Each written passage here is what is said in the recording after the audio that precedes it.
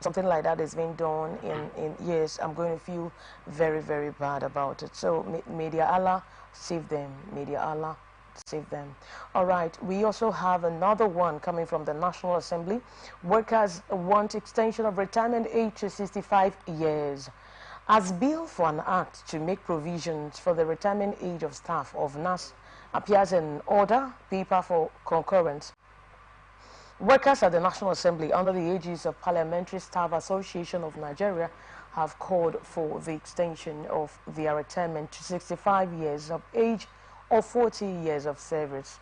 Retirement age in the service and the Federal Civil Service is 60 years or 35 years in service, whichever comes first. In a statement on Thursday by Chairman of the Association, Sunday Sabi, the group has called on the Senate to pass the workers' demand into law. Other than that, the extension of number of services or retirement age was expedient, as there was a dearth of qualified staff in the legislature resulting from interruption of democracy by Nigeria's military. Recall that the Senate last week threw out the controversial retirement bill that seeks to extend the retirement of the National Assembly staff to 65 years of age or 40 years of service, whichever comes first, and across the 36 states houses of assembly. Now, majority of senators heavily opposed the bill when it was brought out for discussion as concurrence by the Senate leader, Senator Opeyemi Bamidele, APC Ekiti Central, just as they argue that it will stop the career progression of junior staff and halt employment of young Nigerians.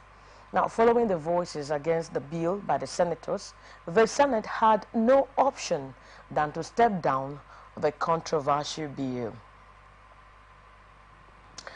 Did you just get that? Listen to the stories now. Yeah. And this one is coming from the National Assembly. They are actually agitating. They want their retirement age to be extended, like from 60 to 65 years now, and then 35 years in service, whichever one that comes first. So when I was reading these stories, what came into my mind is that what happens to the younger ones who want to, come up, like, because if you retire, it's going to give opportunity to the other ones. So I was looking at it in two ways. What happens to the younger ones who wants to be employed? And what about those people who have been there, their wealth of experience, their effectiveness in service, so what happens to them? Is it that it's going to die off like that? Because most of them will retire at quite a young age. Even at 60, some people, you see them, they are still proactive, they're still, very, very proactive in working. Then they now say, okay, let them be retired by 60. So now they're agitating that they want it to be extended to 65 years and 35 years, whichever one that comes. So what do you think about this? First and foremost, I will say that that is unthinkable.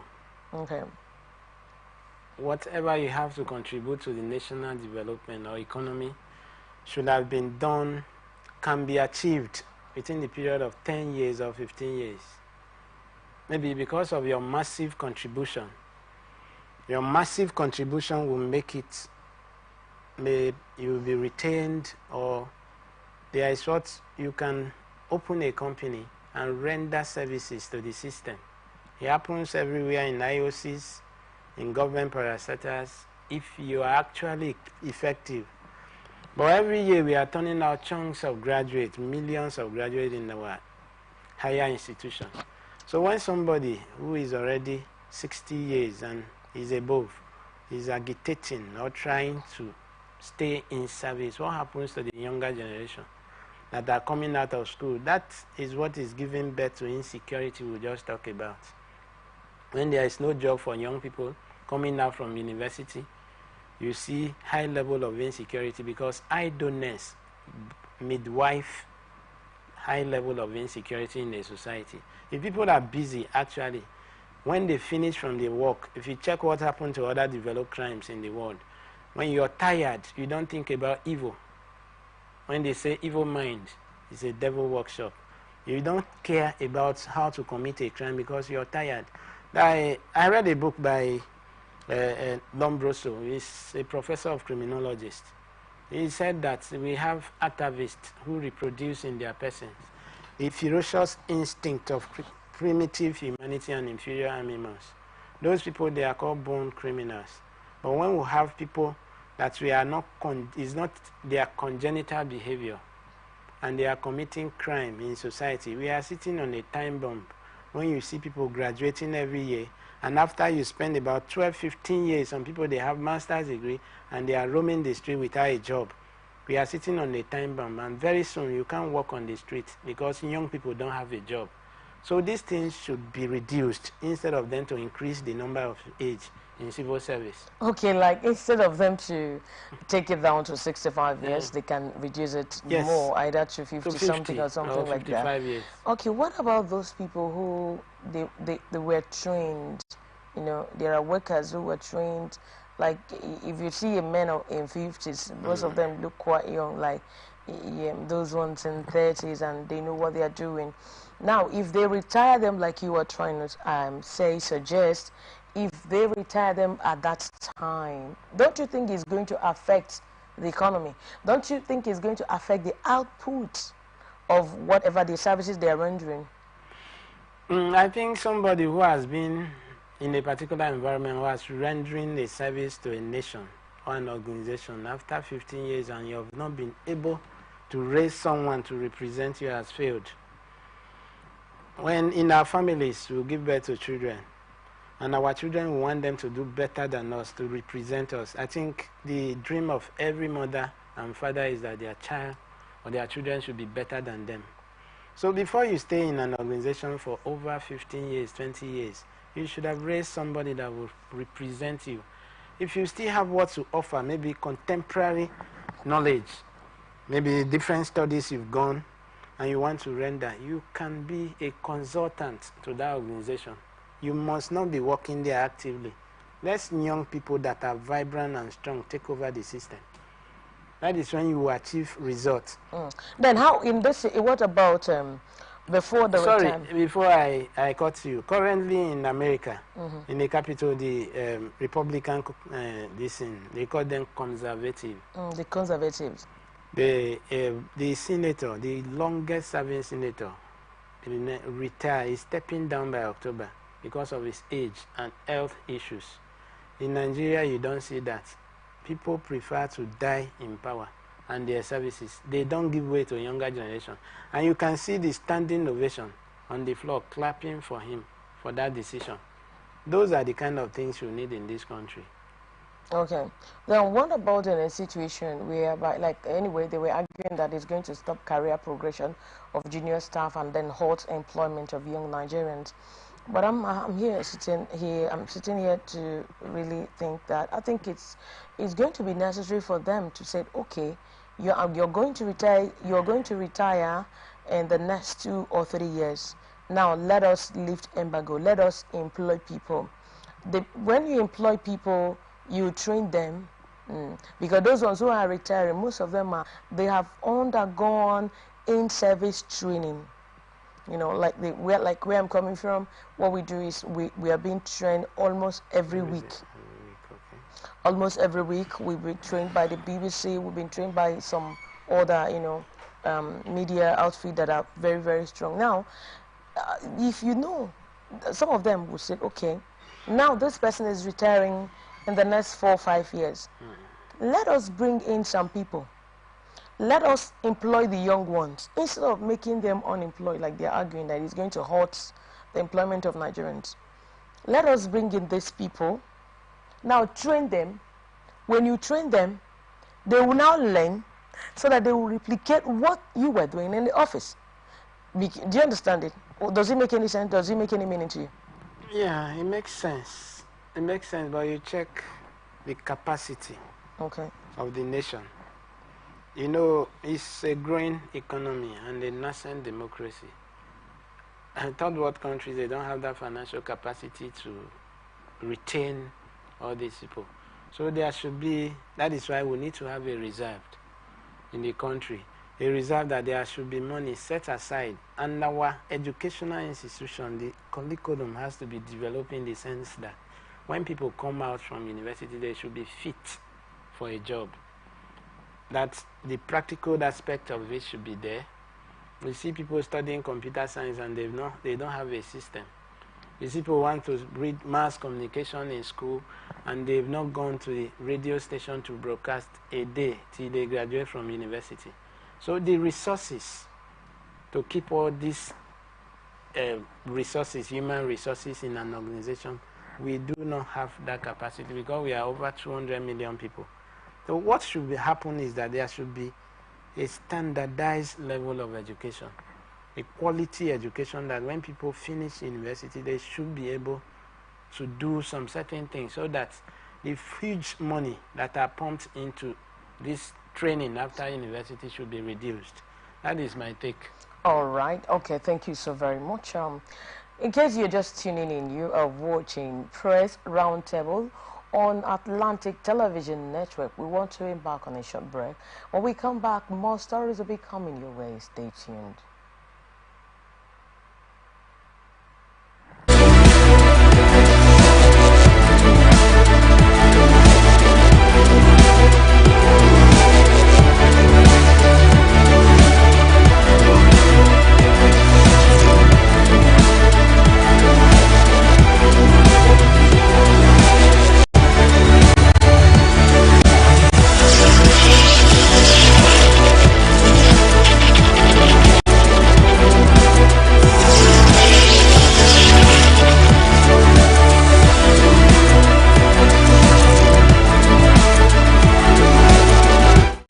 From the line across the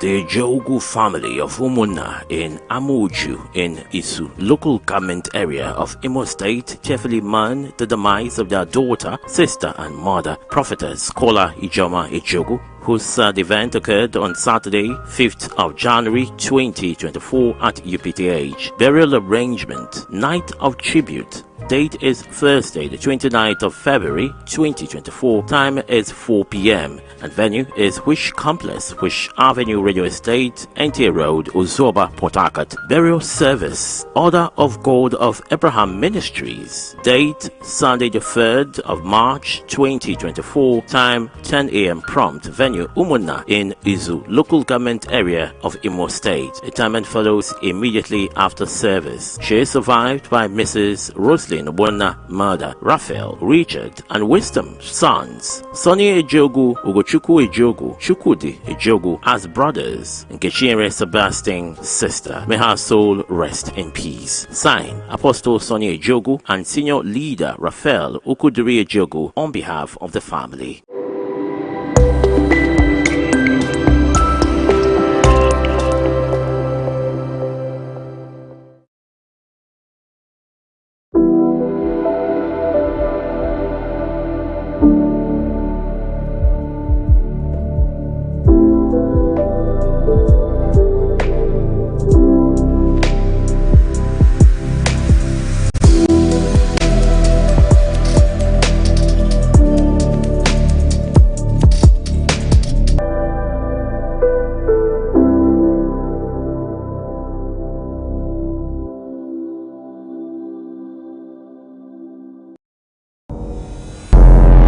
Every day, our lives are changed by history.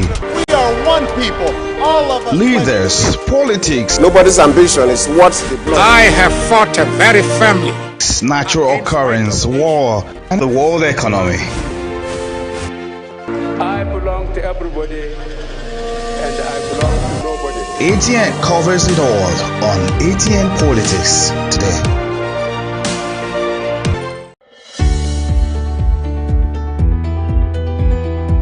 People into the country illegally. That is amazing. Honorable you human trafficker. Honorable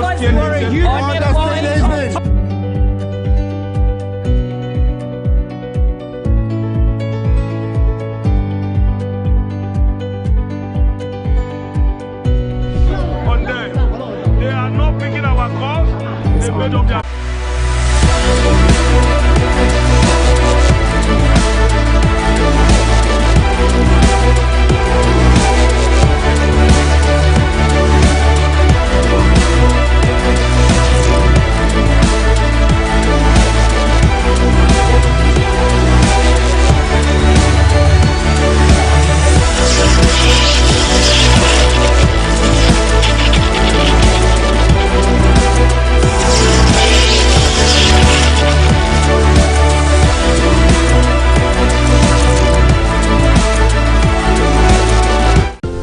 along the line, across the ocean.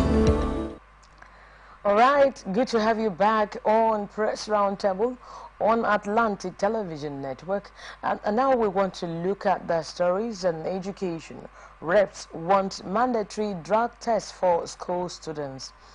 The House of Representatives has urged the Ministry of Education to collaborate with the Ministry of Health to develop a mandatory drug test for secondary school students in Nigeria. This followed the adoption of a motion on need to introduce mandatory drug tests for secondary school students in Nigeria by Rep. Moshood Oshunepisi Lagos, a plenary in Abuja today. That's on Thursday. Presenting the motion, Oshun said the adolescent age remained a critical period in human development. He also said that individuals at this age were usually influenced by factors such as experimental curiosity, peer pressure, poor socio-economic conditions at home, and the need for extra energy for daily activities. He also said that youth were critical stakeholders in the fostering socio-economic development in the country. Other than that, their vulnerability to societal vices necessitate strategic government intervention. This, he said, was to secure their well-being and enhance their contributions to national development. He expressed concern over substance abuse by young people, which he said was fast becoming a global public health concern. Now, according to studies, there is a notable prevalence of drug and substance abuse across secondary schools in Nigeria. 1 in every 4 students aged between 15 to 19 years abuse substances, is said. This is said included codeine containing syrup and tramadol topped the list of drugs, ranking higher than cannabis. Random Students Drug Testing is a drug prevention program whereby students are tested for recent use of illegal drugs. Did you get that stories? Okay. Okay, the reps, they said they want a mandatory drug test for school students because of the way these children are abusing drugs. Yes. You see, they take loud. There's one they called the other time Mborumiri, in a local parlance we call it Mborumiri. That's eyes. They also take cannabis. They abuse drugs at the age of 15 to 19. So now this rep is now coming up with this. They said they want it to be mandated. They want it to be mandatory that anybody coming into the school, most especially secondary school, that the person has to be tested for drug. How do you see that? Is it going to really help the young people who were regarded as the leaders of tomorrow because of the sensitive positions they will also occupy in the future in Nigeria? Do you think it's going to help? Yes, I think it's a welcome development because we have to catch young people from the benches of school.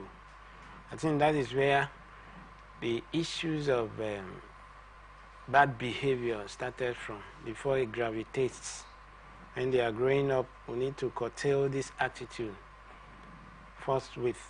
So it's a welcome development, but I have a different strategy to this. It shouldn't be restricted to only secondary school students. And the law, let's look at the law of the country, has to be working. Is it going to be effective or a business as usual? Because you see some student that comes from a wealthy home, when they are caught or they are tested and they are positive, they know there's blood, there's drug issue in their system. Are they going to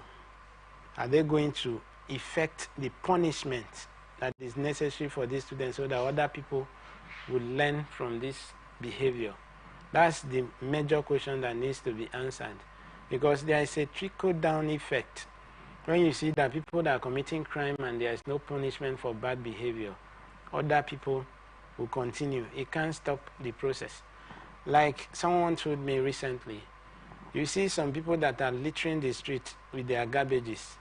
If this same person travel to the UK or United States, you will see a change of behavior because the system is working. We are living in a dysfunctional system where the school principal will always align with the parents of these children, and there are children that will be left unpunished. Then other people that don't have rich or wealthy parents will not be punished, will be punished. These are the issues. If they can actually affect the discipline, I think it's going to change the issue of drug abuse in our society. Yeah, I think so. If they have to affect stuff like that, because it's going to go a long way in helping these children, because I think in secondary school right now, as we speak, if you test them, you would discover that 5 in a class of 20 abuse drugs. And once they come to class, most of the time you see tramadol, you see that loud. That one, there's one they call SK. There's one they call loud. Now, these people are going to school having them. But if also this test is being, and they said, okay, it's now mandatory for them to test them for drugs, I think it's going to serve as a deterrent. Those people who would abuse it in the future, I think they will run away from not doing it. Well, I have a contrary opinion. Okay. Before something in law that is passed by National Assembly will be effective, other aspects of the society has to be checked. Now, we have drugstores, some people that are not qualified to administer drugs to people. Just in Ghana here, you can't get a paracetamol over the counter if it is not prescribed by a pharmacist or a medical doctor. But in Nigeria, you see proliferation of drugs. In fact, before you join the law enforcement agency that will effect this change, they will do aggressive research into your background, your family, to see your behavior. Here, National Drug Law Enforcement Agency recruits cultists, drug abusers into the system.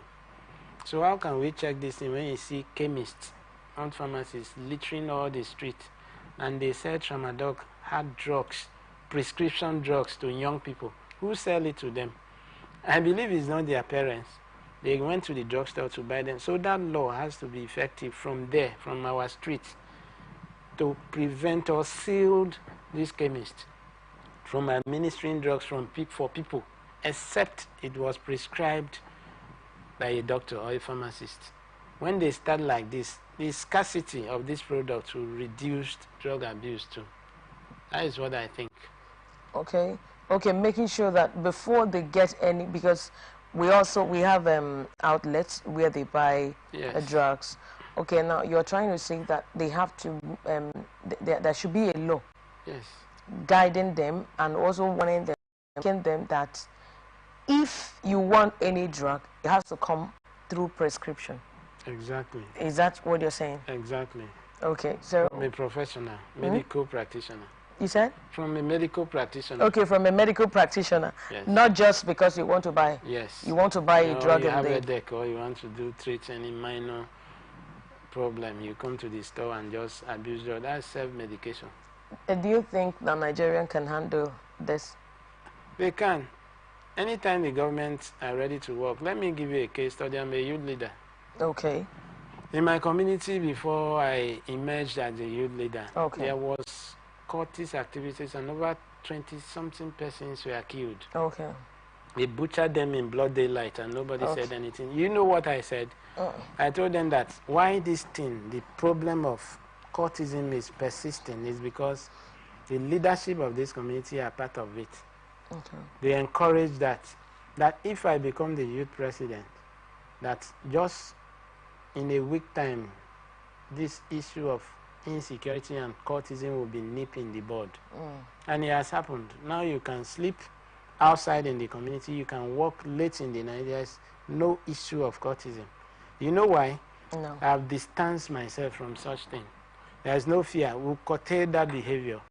I work together using community policing, our internal security, and relate with the DPO, district police officer, and the local government. So any person that perpetrates this crime, because we are not part of them, immediately we arrest them, take them to the customary courts, and they prosecute them and send them to the prison yard. When you have done that to 1, 2, 3 persons, other people take precaution, and you see the problem was hurt. So if the law is effective and the leadership are sincere to themselves, you see what is happening. Same Gokana local government chairman, our current chairman, Honorable Confident Deko, has been able to cope the issue of security matters. You can't hear any cultist group again. Greenlanders, all those things have been stopped because of the character of the person that is in charge. So anytime you see insecurity, you see some level of disobedience to law in the country, it's because those people in charge that are really not are doing the same and they don't care about it. So all these things can be stopped within a very short period. Check the issue of financial institution about BVN. Did you see how they talk? People cannot just open accounts indiscriminately. And if there is anything that has to do with financial transaction online, you will be caught. They can stop all these things. You know they can stop any other thing. Exactly. That is it. But they don't want to do it. That's just the issue because they benefit from fraud and all these things. Even the leadership of the country, they are drug addicts. Okay, that's coming from you, coming from you or studies, because I need to know if this one is coming from you or from studies in Nigeria. To tell us that our leaders are drug abusers, I don't think so. I disagree with you. But yes, I disagree with you. Now, I think they also have to, first of all, do this before other ones. But they need to mandate them, because if they don't mandate them, these children, they are really out of hand. If they don't mandate that drug test before you call in other policies and checkmating who buys a drug and who is not qualified to obtain a drug from a pharmacist and all of that, I think they have to do this. Yes, I think they have to do it from the reps. It's quite commendable. I think it's a welcome development, because once these children, you want to enroll, 12-year-old, 11, 12 is in JSS 1. I've seen someone in JSS 3 being caught abusing drug. Now, if they start up with that, I think it's going to hit them. It's going to make them to sit up and say, no, I'm not going to do this, because once I'm caught, they'll send them to juvenile prison. They're going to be punished. It may even lose them the opportunity of having the education. Let me say this as an addendum. Okay. I think this thing we have agents of socialization. The church, the family, and the school. I think the most significant aspect of all these agents of socialization is the family. I think there should be a law that before people get married in a state, I think this is going to be funny. They should see whether you have what it takes to raise a family. What do you do? And these are the issues. Families. People don't check their children. I've been able to go to public and private university. I've seen students that their parents send them to school and they've not been able to check their results or even go to school and check what they are doing. Some of the students tell their parents that they are in school. They don't come to classes. Okay. All right, that's a good one. And then we want to look at the stories coming from the FCT. Police arrest 2 for allegedly selling bundles of fake $100 note. The Federal Capital Territory FCT Police Command has apprehended 2 suspects for allegedly selling fake dollar notes to Abuja residents. The suspects, one Abdullahi Yahya of Nasarawa State and Gold Ebere of Jabi, were arrested at Tintang Resort Garden in the Jabin area of the territory. The FCT Commissioner of Police, Benneth Igwe, made the disclosure on Thursday while parading about 5 suspects at the command's headquarters. The CP revealed that the suspects were in possession of 36 bundles of fake 100 US dollars notes. They confessed to being members of an 8-man gang who specializes in the interstate sale of fake dollar notes and have sold several of the fake notes to unsuspecting residents of FCT before they ran out of luck and were all apprehended. The suspects are currently assisting the police to apprehend other gang members on the run, Igwe said. And now look at them. Now, are you taking a look at these people? It said police arrested these people because of, imagine, even they would do it in 1,000 naira Nigerian note. Now they've moved to dollar, $100. You know how much a dollar is? Yes. Now they said all this. You saw the dollars now. These people, they have this mind, they have this guts, they have this temerity to produce fake dollars. Where is Nigeria going to? Where are we heading to? But you know one thing I like about this story, they were all apprehended, and they said they have been perpetrating evils, they have been perpetrating crimes around the area. What do you think Nigerians should be done? Because this dollar issue, I think, is because of the state of the economy. That's why it's going to this rate, whereby somebody will now go and produce $100, because once you change it, it's about 100,000 plus. It's a huge amount of money. So what do you think the government now can do in order to make sure that there is no fake dollars? Because that, it can really crack someone's heart. If I know that I bought fake dollar. And you spend huge amounts for that. Exactly. I'll have to say this. Let me start by saying that anytime a society is ineffective, it affects other areas of the economy. That's what is happening. The issue of this fake dollar is you understand the way the dollar has skyrocketed over time because of the way inflation. So people that are seizing that opportunity to produce this fake dollar, because immediately you have a victim, you make huge amounts. But the way they can curtail this is to reduce dollarization of the economy. You know, we have our currency that should be used. But because you see anything that happens in society is masterminded from the top. The exchange rate in CBN and to other powerful individuals in the country are different from what you're hearing in the black market. So you see, they don't check the system. There should be scarcity of this. We have some people that are abroad. We've been interrogating and asked them questions. Even the people that owns the dollar, they don't see it easily the way it is here on the street. People just stand by the corner of the road and change the dollar.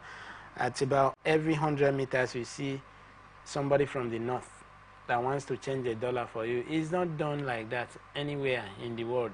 It's only in third world countries, and more especially in Nigeria, you see those kind of attitude. So first and foremost, these people that stand on the road to change dollar should stop. They have to change the dollar in the banks because they can track them where it comes from. They should pass a law that they don't see you with a dollar as on the street exchanging dollar for naira. That should be stopped immediately. You can only change that dollar in the bank. That's an intelligent one. When you do that, you see the issue of these fake dollars should be stopped. Honestly, Mr. Probel President, this is quite commendable, because I was just like, this is so brilliant of you saying that those people should be stopped. Yes, now, because once they stop them, carry dollars on the road. And another thing I'm thinking here is having this mercury, like they do in bulks in banks, to check. Are there not things that are there not like machines they are trying to make sure that they are making sure that these people are meeting these dollars, the quality of the dollar, if it is real or fake? I think that will go a long way. Yes, an average person cannot have the mercury. Okay, so what should be done before you? Okay, they may have a center like in Amausa. They have like Amausa, and then we are here where they said, okay, that's where they change dollars. Those people that stand on the street, they may have like 1 or 2 mercury, or they can even liaise with the government. They can provide for them. Once you're changing dollar, they will go there and find out if this is real or fake. No, like I was saying, there should be a legitimate institution that will man this process of dollar exchange to naira. It shouldn't be done the way it is. You have to be registered, like the fintech. that we are using, all the money points, they'll pay, palm pay that we are using now. They are checked. These people, they have to check and get your identity before you can do this. It's not something you just go to a shop and change dollar or see somebody. Okay. It should be cushioned. Thank you so very much, and that's it on today's press roundtable on Atlantic Television Network. I want to thank you so very much, Probel President, for coming. Thank you so very much. Thank you. And I want you to know that we're also going to be inviting you from time to time on this program. I want you to stay connected on Atlantic Television socials. Follow and like our page on Twitter, on Atlantic TV Net, on Facebook and on YouTube, Atlantic Television Network, and on Instagram and on TikTok, Atlantic Network 1, Atlantic TV Network 1. Also watch us live on our websites, atlanticnetwork.tv. And on our app, we have ATN Live, and on our YouTube and Facebook, Atlantic Television Network. Also, I want to tell you that ATN Press Roundtable, here we provide you the right narrative, in news narration. But I want to tell you that at 8 o'clock we shall be coming up with Let's Talk on Atlantic Television Network, while the global news comes your way at 9 p.m. Peace and unity are the pathways to progress. I am Angel Welcome. Once again, I want to thank you for coming. Thank you so very much for coming. It's a pleasure. It's a pleasure. Thank you so very much. Okay, please stay tuned for the rest of our